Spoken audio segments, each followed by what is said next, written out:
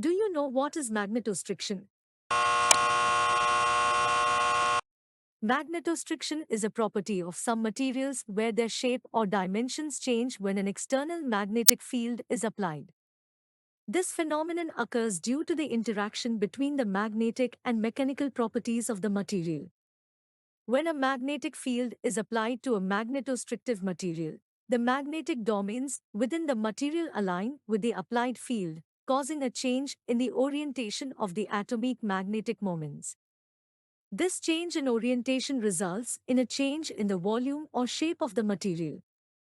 The change in the shape or dimensions of the material can be measured and used for various applications.